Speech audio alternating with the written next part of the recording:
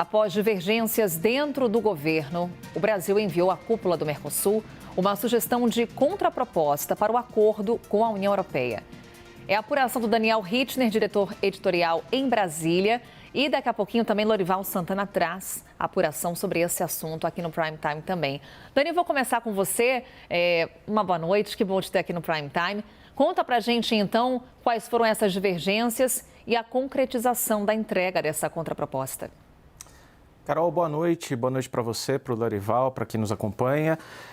Hoje o presidente Lula deu sinal verde, finalmente. Deixa eu me ajeitar aqui, que eu estou vendo meu colarinho fora do lugar.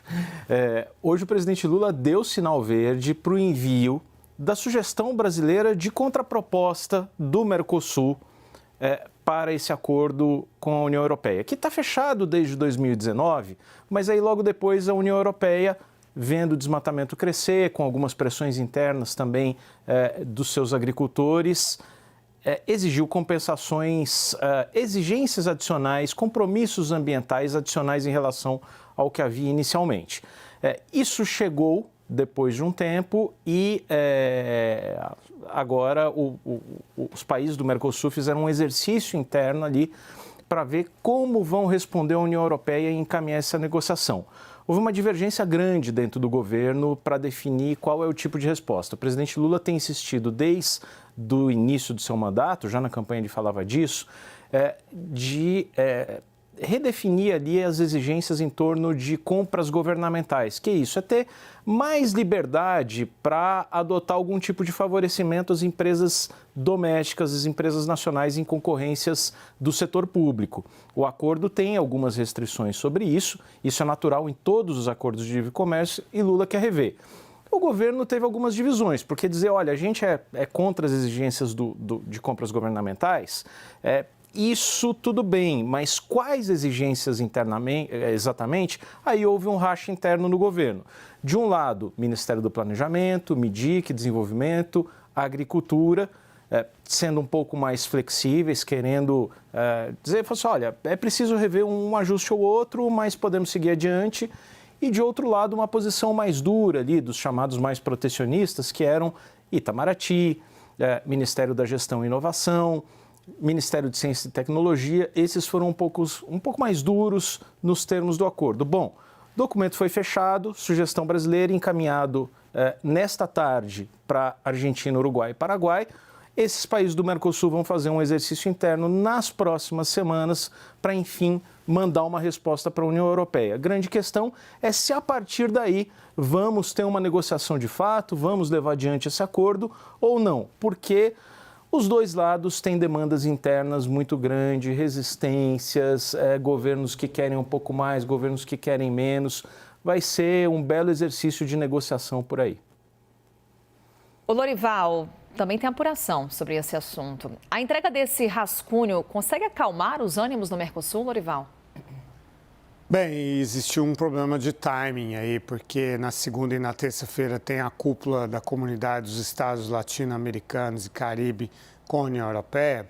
Embora seja uma reunião mais ampla na região, os sócios do Mercosul e o próprio Brasil tinham expectativa de começar a conversar sobre essa questão ou pelo menos discutir prazos ao longo do próximo semestre, dos técnicos poderem se debruçar sobre esse tema. Afinal, é uma cúpula, então estarão lá o Mercosul e a União Europeia. Então, Paraguai, Uruguai principalmente, mas também a Argentina, gostariam de ter tempo para dar uma digerida nesses dois documentos e poderem conversar de forma até mesmo que informal com os países da União Europeia para tentar encaminhar essa questão. Mas, e até uma fonte dizia o seguinte, que estava se lembrando da música do Frank Sinatra, porque todos os dias o Brasil dizia, amanhã eu entrego, assim, tomorrow will never come, tomorrow, amanhã não virá, nunca chegará, né? Mas agora eles estão, neste momento, os três governos, Argentina, Paraguai e Uruguai, debruçados sobre esse material e eles têm preocupações também, né, com relação ao desmatamento. A gente fala muito aqui de Amazônia, mas é desmatamento de maneira geral. Então, no Paraguai, por exemplo, é ilegal desmatar, mas existe um desmatamento clandestino, assim como existe no Brasil também. E eles acham ruim esse protocolo adicional da União Europeia, porque já havia cláusulas em relação à questão ambiental e eles temem pelo destino dos produtos deles, como carne e soja, em que eles são muito fortes também. Já o Uruguai está mais interessado em fechar esse acordo do que preocupado com essas questões. A Argentina acompanha um pouco o Brasil.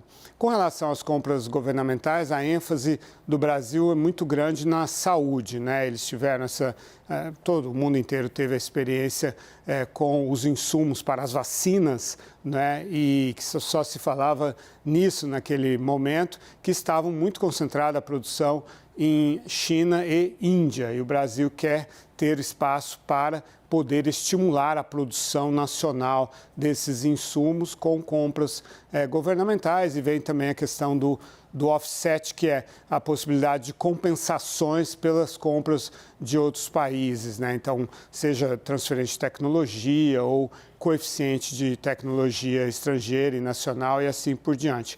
Os outros países já têm as suas listas. Cada país tem a sua lista em relação a compras governamentais e provavelmente, até onde eu sei, eles não pretendem mexer nas listas deles, não estão tão preocupados com essas questões, inclusive saúde, quanto o Brasil. Nesse ponto, eles estão mais como observadores e, de novo, o Uruguai sentindo uma pressa que gostaria de ver resultados nessa questão mais rapidamente. Obrigada, Lorival. Até já. Obrigada, Daniel Hittner. Gravata, colarinho, tá tudo em ordem, viu? Até a próxima, Dani.